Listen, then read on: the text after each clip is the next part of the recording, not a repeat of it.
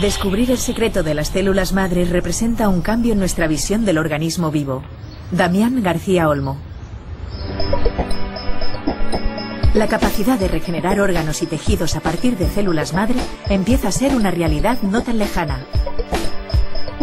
Hoy sabemos que las células madre no solo están presentes en el embrión de todo ser vivo, sino que las podemos encontrar en prácticamente todos los tejidos de nuestro cuerpo. Y todavía hay más. Se ha logrado crearlas a partir de células especializadas que ya habían dejado atrás su capacidad regeneradora. Esta semana en redes, de la mano del Dr. García Olmo, veremos de qué son capaces las células madre y cómo los científicos tratan de manipularlas para curar todo tipo de enfermedades.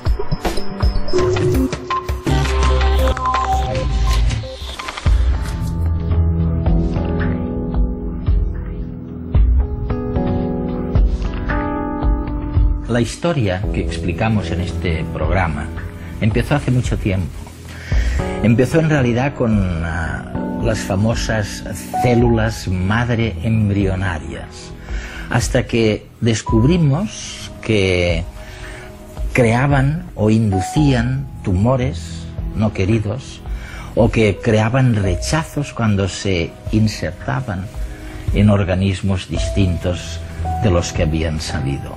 Después, es verdad que conseguimos utilizar células madre adultas, pero el gran descubrimiento de ahora es que tomando las células adultas resulta que conseguimos retrotraerlas, que conseguimos lanzarlas de nuevo a su origen neutro y no generan ni rechazo, o esperamos que no generen ni rechazo, y esperamos que no generen tampoco tumores como generaban las células madre embrionarias. La verdad es que cuando miramos lo que nos ocurre con estas enfermedades, Parkinson, Alzheimer, yo qué sé, ¿no? Nos desesperamos a veces porque tenemos la impresión de que son demasiado complejas para que un fármaco pueda servir. Y empezamos a tener, tal vez estimulados por lo que vosotros nos estáis diciendo, empezamos a creer que sería mejor curar con células vivas. O sea, porque la célula tiene una vida mucho más activa y es portadora de más contactos. ¿Por qué? ¿Por qué estamos convencidos de eso? ¿Y es verdad que va a ocurrir esto? No sé, bueno, Eduardo, yo creo que la idea de curar con células es una idea revolucionaria y es una idea pura del siglo XXI, digamos. La posibilidad de utilizar un medicamento vivo es algo que nace con el siglo, ¿no? Con el siglo en el que estamos, ¿no?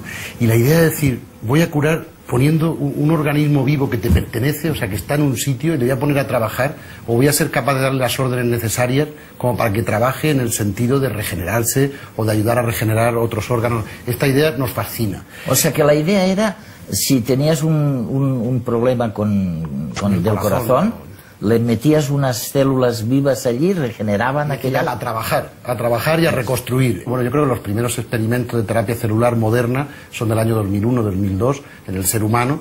Y ya digo, y la idea era decir, bueno, a la que regeneren. Y se creó el término de medicina regenerativa. Pero verdaderamente es un término más utópico que real. Ajá. Porque en este momento no hemos conseguido que las células regeneren prácticamente nada, pero hemos avanzado mucho en aprender cómo funcionan las células y qué ocurre cuando las cambiamos de sitio y las ponemos en un sitio distinto y queremos que hagan algo pero no lo hacen, pero hacen otra cosa que nos puede venir bien, un efecto terapéutico que nos puede venir bien, estas cosas. El descubrimiento de que el propio cuerpo es capaz de regenerarse mucho más allá de la mera curación de heridas nos fascina. La ciencia ha descubierto que existen unas células capaces de producir, casi desde la nada, aquello que necesitamos. Como hormigas reina en un hormiguero, las células madre dan a luz a millones de nuevas y minúsculas trabajadoras al servicio de la comunidad. A partir de los años 60 del siglo pasado, se han ido localizando cada vez en más tejidos estas precursoras de quienes somos. Sin embargo, el camino para llegar a ellas no ha resultado sencillo. No fue hasta 1998 cuando se logró aislar las primeras células madre en un laboratorio, células procedentes de la masa celular interna de un embrión de 4 o 5 días de edad. Su capacidad para dar lugar a todos los tipos celulares de un adulto es enorme y pueden mantenerse en condiciones de cultivo de forma indefinida. Una nueva vía se abrió. ¿Y si pudiéramos manipular su transformación a células especializadas? ¿Seríamos capaces de crear órganos y tejidos en el laboratorio a partir de embriones humanos? Más allá de los debates éticos que esta idea plantea, el entusiasmo se ha calmado. En los últimos años se ha descubierto que la implantación de células madre embrionarias en individuos adultos puede provocar tumores, además de generar una respuesta de rechazo inmune en el receptor. A pesar de esta decepción, otra opción aparece en el horizonte. Si sabemos que existen células madre en el adulto, llamadas células madre adultas, ¿no las podríamos utilizar para su propia regeneración, evitando así el famoso rechazo del cuerpo contra ellas? Al fin y al cabo, se han identificado hasta 20 variedades distintas de células madre adultas que regeneran tejidos en continuo desgaste, como la piel o la sangre, u otros que resultan dañados fácilmente, como el hígado. ¿Por qué no aprovecharlas? Mientras tanto, una tercera vía parece cobrar fuerza. El japonés Yamanaka ha tomado el camino inverso. Ha logrado transformar células de tejidos adultos normales en células madre. Las células de Yamanaka sufren una regresión al pasado. Viajan a sus estados primigenios. Recuperan la habilidad de convertirse en cualquier otro tipo celular. Lo más fascinante es que esta transformación se da manipulando solo 4 genes que regulan todo el proceso. De esta forma ya se han obtenido células madre a partir de células del hígado, estómago y cerebro, para posteriormente transformarlas en células de la piel, músculo, intestino y cartílago. Quedan por resolver cuestiones relacionadas con el control de su crecimiento. Eso sí, parece que la meta está cada día más cerca. O sea, vamos a ver. Yo recuerdo, tal vez de hace 10 años, que se hablaba mucho de las células madre embrionarias. Es decir, se sacaban de un embrión y eran estas células las que iban a transformar a las otras células en el sentido que nosotros queríamos. Y resulta que descubristeis muy rápidamente que casi no podíais hacer nada con estas células madre embrionarias, es decir, que antes de que ellas se dispararan para hacer un músculo o para hacer una neurona o lo que sea, producían anormalidades. ¿Es así? Mira, Eduard, yo creo que la cosa empieza con el concepto, con la idea de que en el embrión, en cada una de las células del embrión, estaba escrito el libro de la vida. Ahí estaban toda la información necesaria para construir cualquier órgano. Entonces, cuando en el año 1998 Thomson consigue cultivarlas y crecer una línea celular a partir de células del embrión, pues todo el mundo dice, bueno, pues es estupendo, porque a partir de ahora le daremos las órdenes suficientes y seremos capaces de construir un hígado o un páncreas que fabrique insulina o un riñón, es decir, los órganos que se nos van deteriorando a lo largo del tiempo de la vida del ser humano. La cuestión es que cuando empezamos a trabajar con las células de Thomson, a principios del 2000, 2001, pues veíamos que no podíamos salir del laboratorio. No podíamos salir del laboratorio, ¿no? Por 2 motivos. El primero es porque sistemáticamente formaban tumores en nuestros animales de experimentación. Crecían demasiado. No tenían inhibición por contacto. Inhibición, dices. Inhibición por contacto. Eso, es decir, el organismo de los seres vivos tiene la forma que tiene porque las células se autorregulan. Una y otra pues saben hasta dónde han de llegar. La comunidad andante de células esas sabe... van tomando decisiones sobre hasta dónde deben y se comunican y se van comunicando. ¿Y qué ocurre con las células tumorales o qué ocurría con las células embrionarias? Que pierden esta inhibición por contacto, se desregulan y no obedecen las órdenes del entorno. Entonces se hacen como muy egoístas y crecen solas.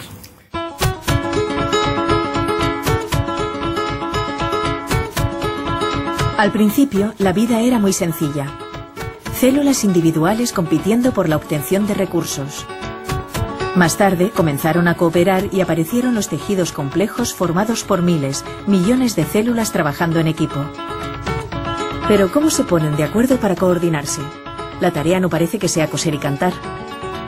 Y sin embargo, algo sí tiene que ver con el coser. Solo gracias al microscopio electrónico, que nos permite ver imágenes más pequeñas que la milésima parte de 1 milímetro, se ha logrado detectar las costuras que unen a las células y permiten que colaboren entre sí. Las células son como sacos colocados unos junto a otros, y cada uno de ellos tiene una vida independiente. Sin embargo, existen uniones entre ellos que conectan sus esqueletos internos. Este tipo de bandas de adhesión atraviesan filas celulares y permiten que se muevan todas siguiendo un mismo patrón. Se encuentran en casi todos los tipos celulares y resultan claves, por ejemplo, para la formación de los diferentes estadios primarios de los embriones. Pero además de moverse juntas, las células deben comunicarse entre sí para darse información sobre lo que tienen que hacer a cada momento. Para ello disponen de centenares de minúsculos canales. Si no existiesen estos canales, no podrían contraerse las fibras musculares del corazón, ni moverse los intestinos. Tampoco podrían las células de la piel regenerar tejidos ni los embriones crecer, puesto que estas uniones permiten el paso de información que hace que las células en proceso de diferenciación sepan en qué posición se encuentran y hacia dónde deben dirigirse. Pero las células también deben aislarse entre sí. En este sentido, existen pequeñas puntadas que sellan espacios para que no se mezclen distintos líquidos. Es el caso de las células del intestino, donde esta función es primordial. Y es que, en el organismo, todo tiene su función y no se da puntada sin hilo. La célula embrionaria está ideada o tiene las órdenes necesarias para crecer en un entorno muy especial, que es el entorno del embrión, que es un entorno, vamos a llamarle, muy regulado. Y además estas células tienen que estar trabajando en un entorno del útero. El útero del mamífero superior es algo que no se ha podido imitar.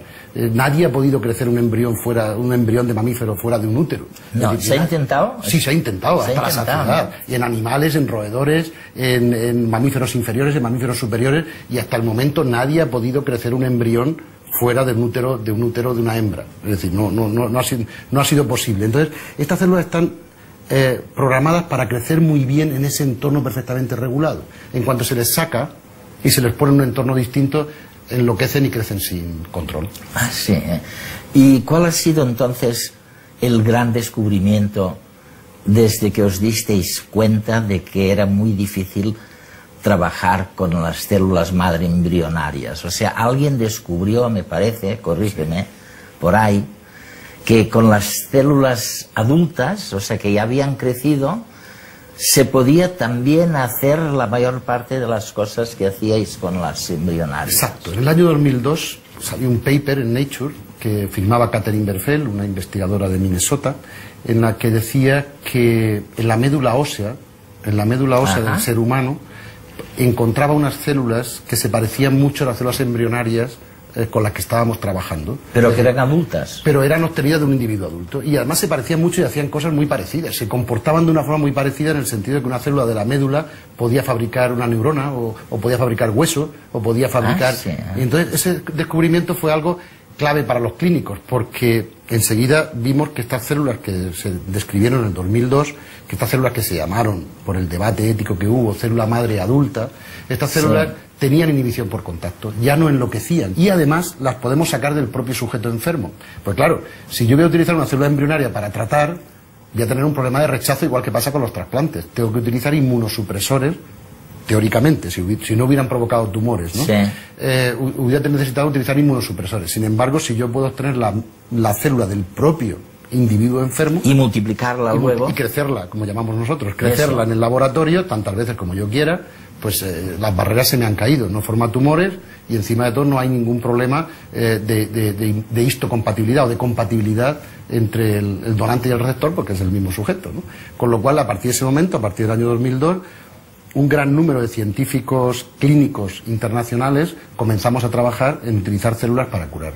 Y este fue el cambio. Oye, y en esto es en lo que en España constituimos una especie de avanzadilla científica, o sea, estamos realmente en la vanguardia, ¿no? Sí, sí, sí. ¿A qué se ha debido el que estuviéramos? Yo creo que una circunstancia, en España hay una comunidad científica muy importante. A pesar de que no hubo una revolución científica, decimos, ¿no? Sí, pero yo creo que en España quedó una buena escuela de bioquímica, una buena escuela de biología celular. Esto. Y yo creo que la comunidad científica de pronto se dio cuenta de que era un nuevo producto terapéutico, que era algo en el que podían... Y en ese dinamismo tuvimos la suerte, yo creo, de que se fundó un grupo en el Instituto Carlos III, que es la red Tercel de terapia celular española, sí. Una red en la que nos unimos los básicos y luego nosotros, los clínicos, cirujanos, médicos, internistas o gente que está trabajando con pacientes. Entonces los clínicos lo que hicimos fue intentar transferir el conocimiento del laboratorio a nuestros pacientes. Ahora me gustaría hablar un poquito de una cuestión en la que sois, estáis en la cabeza, pero en donde todavía utilizamos a la célula como un fármaco, sí, ¿no? Eso es. Y estoy hablando de las famosas fístulas en la parte rectal del organismo humano, pero también con posibilidades de ampliar un día eso, sí. Me corriges, a cosas cardíacas o a ictus cerebrales, ¿no? Vamos a ver, ¿en qué ha consistido el gran paso adelante que habéis dado en la utilización de células madre adultas, no para transformar a otras células, sino para curar, sencillamente, fístulas? Esto ha sido, digamos, todo el trabajo de nuestros 10 últimos años. Nosotros quisimos aprovechar nuestros conocimientos del grupo de investigación básico clínico para transferirlo a la clínica. Y yo dirijo un grupo de cirujanos y uno de los problemas centrales de la cirugía es la cicatrización.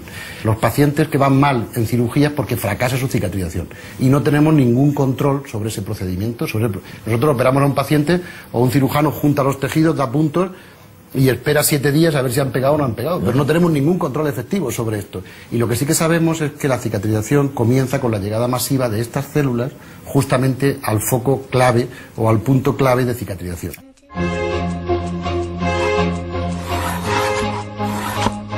Una herida es una afrenta a la vida. Su curación es un milagro silencioso en que la vida y la muerte se reparten la piel. Lo primero es el ahorro. La sangre es muy valiosa, así que no se debe perder. Inmediatamente tras la agresión, las plaquetas se vuelven pegajosas y se juntan para formar un tapón. Antes de nada, hay que limpiar la zona dañada. En 10 minutos, los vasos se dilatan, permitiendo la llegada de agua y proteínas. En 1 hora, los glóbulos blancos también estarán aquí, ocupando la zona durante 3 días, tiempo en que matarán bacterias, eliminarán residuos y romperán los viejos tejidos dañados con la intención de dejar sitio para los nuevos.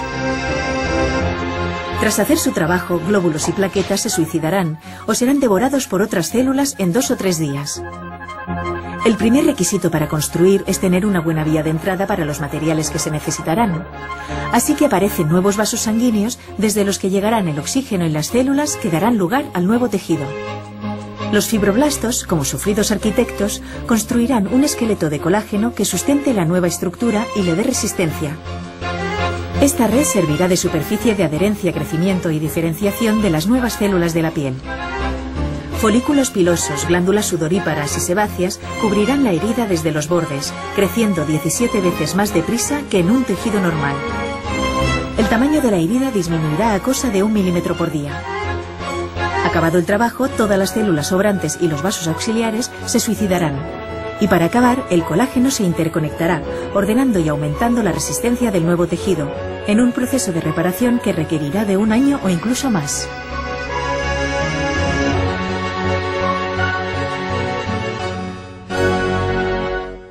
Entonces la hipótesis de partida del año 2001 era, muy bien, ya sabemos manejar estas células son seguras. ¿Qué ocurriría si pusiéramos un plus celular, si pusiéramos más células allí de una forma artificial, que nosotros cogiéramos las células de un sitio, las creciéramos y cogemos 100.000 y fabricamos 60 millones y las ponemos allí? Esto mejoraría la cicatrización. Esta fue la hipótesis de partida. Entonces cuando uno tiene una idea sobre esto, tiene que acudir a los entes reguladores para que nos den permiso para hacerlo, ¿no? Y esto está perfectamente reglamentado en el mundo occidental. Tú no vale que tengas una idea, vayas a un paciente y se lo pongas. Esto no funciona así. Es decir, esto... Tienes que haber probado que no le va a causar daño. Exacto. Tienes que hacer un ensayo clínico en fase 1, luego un ensayo clínico en fase 2 y luego un ensayo clínico en fase 3 con una regulación muy estricta. El estándar de que uno tiene la idea hasta que se llega al final suelen ser 14 o 15 años. Entonces nosotros comenzamos ahí. Lo de las fístulas fue porque buscamos un buen banco de pruebas. Es decir, donde hubiera una buena relación riesgo-beneficio y donde pudiéramos crear el peor escenario de cicatrización para ver si en el peor escenario funcionaba. Porque si funciona en el peor escenario, funcionará luego en muchos sitios. No hay sitio peor en el organismo para cicatrizar que el recto este. No hay peor sitio, no hay sitio más sucio, ni más húmedo, ni nada, ¿no? Y entonces, después de darle muchas vueltas y muchas reuniones, hombre, uno entiende que son enfermedades con muy poco glamour, ¿no? Pero realmente se trataba de una enfermedad que podíamos intentar curar, y si mejoraba, mejoraría mucho a nuestro paciente concreto, pero serviría de mucha enseñanza para el resto de los pacientes y el resto de las patologías, ¿no? He leído en algún sitio que, bueno, en todas partes, que el tema empieza con una liposucción. O sea, sí, vosotros habéis descubierto que estas células están en la grasa. Exacto. Fíjate, del paciente, una cosa increíble. Solo se habían descrito células madre adultas en la médula ósea, pero apareció un trabajo de la UCLA en el que decían que también había células como las que se habían descrito en la grasa. Bueno, hoy en día sabemos que están en todos los tejidos. Están en todos lados. Pero entonces, para un cirujano la grasa es una cosa muy accesible. Una vez extraídas las células estas, las poníais en un someses. En una estufa, sí. Y allí se multiplicaban. Habíais casi prometido que para el 2011 esto ya se podría hacer ultimada la tercera fase, ¿no? ¿Dónde estáis en eso? La fase 3 se terminó en julio del 2010. En julio del 2010. Y los resultados se han liberado el 18 de octubre del 2010. Y los resultados son excelentes, que son lo que permite el uso clínico, y son excelentes en cuestiones de seguridad, y son excelentes en cuanto a lo que las células han dado de sí. Sin embargo, no han sido mayores que un fármaco comparador. Es decir, esto, ¿cómo cuál? En este caso era una fibrina que utilizábamos para rellenar las fístulas, y que era un tratamiento clásico que habitualmente funcionaba en un 20% de los pacientes. Entonces, en este caso, en el experimento, en el diseño experimental... Funciona un 20%. Han funcionado mucho más. Han funcionado, ¿sí? y digamos, han hecho que los resultados no sean estadísticamente significativos. Es decir, las células han funcionado, pero no han sido mejores que el fármaco comparador. ¿Esto qué significa? Que, teóricamente, no deberíamos usar células, que es una tecnología más sofisticada, cuando tenemos una tecnología más sencilla. Claro. Entonces tenemos dos opciones. Uno, ver por qué ha ocurrido esto, porque nunca habían funcionado tan bien el fármaco comparador, o ver cómo mejorar la función de las células para que sea, digamos, rentables. Nosotros pensamos que tenemos errores de diseño en ese ensayo clínico en fase 3. Esto es algo habitual. Es decir, cuando uno no conoce bien la terapia, es muy conservador a la hora de la dosis, a la hora de cómo ponerlo, etcétera, porque le preocupa mucho más la seguridad que la efectividad, ¿no? Había una historia que llamabais también la partenogénesis, es decir, se tomaba un óvulo no fertilizado y se activaba para que, o con la esperanza de que produjera, al desmembrarse, produjera nuevas y múltiples células. Bueno, vamos a ver. Hasta el año 2007... se trabajó mucho en partenogénesis y en métodos alternativos a partir de óvulos, óvulos de vaca, es decir, hubo una gran... La imaginación se nos despertó a todos buscando unas mejores fuentes celulares y peleando por encontrar la célula, sobre todo de origen embrionario ideal, porque sería una célula de la que podría salir todo. Pero en el año 2007 hubo otro cambio de paradigma increíble, que fueron los experimentos de Yamanaka en Japón, ¿no? Entonces Yamanaka demostró que a partir de cualquier célula del individuo adulto, tocando solo 3 o 4 genes, se podía hacer que esa célula volviera a tener las características que tenía cuando era un embrión. Increíble. Verdaderamente es un cambio de paradigma que nos dejó a todos fuera de... Vamos, y hoy en día verdaderamente se conocen como las células de Yamanaka, se les llama células pluripotenciales inducidas. IPS les llamamos en castellano. Que son células pluripotenciales inducidas, adultas. absolutamente pluripotenciales. Y claro, es un cambio increíble, porque a partir de cualquiera de nuestras células, ya no hay que buscar células madre. ¿Y la puedes hacer retroceder? Se le puede hacer retroceder a célula embrionaria, y a partir de ahí se comporta igual que una embrionaria, o de una forma muy parecida a una embrionaria. Con los mismos problemas. Con los mismos problemas. Tumores, pero ya no de histocompatibilidad, puesto que puede sacarle al propio enfermo su propia célula. A lo que nos hace pensar a todos es que a partir de una de esas células podríamos fabricar suficiente tejido o suficiente... Para un órgano. Exacto. La idea es, a partir de una célula diferenciada, un fibroblasto, la llevo a embrionaria, y de la embrionaria saco un órgano. Bueno, pues ahora empieza a ser un poco más sofisticada, y a partir de una célula vulgar, vamos a llamarle, directamente, sin pasar por embrionaria, puedo pasar a otro tipo celular, a hepatocito, por ejemplo, a célula del hígado. Y puedo pasar sin pasar por embrionaria, con lo cual me evita el problema de los tumores, etcétera.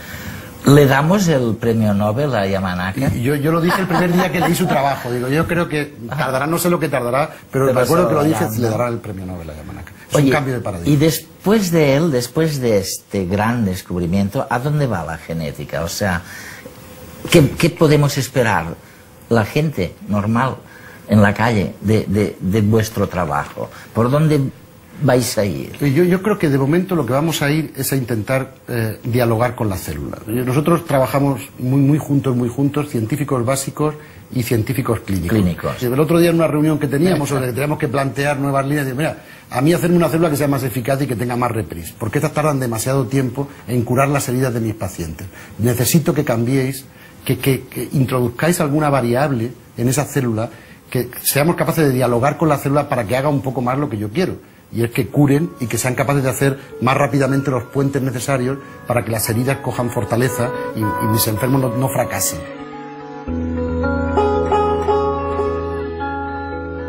En este programa hemos podido constatar la importancia, el impacto tremendo que van a tener lo que llamamos los proyectos translacionales, es decir, aquellos proyectos que inciden sobre la vida cotidiana antes de lo que se esperaba, porque es obra de un grupo de científicos multidisciplinar en el que participan tanto clínicos como investigadores. El futuro en la terapia celular está en lograr establecer un diálogo con la célula. Damián García Olmo.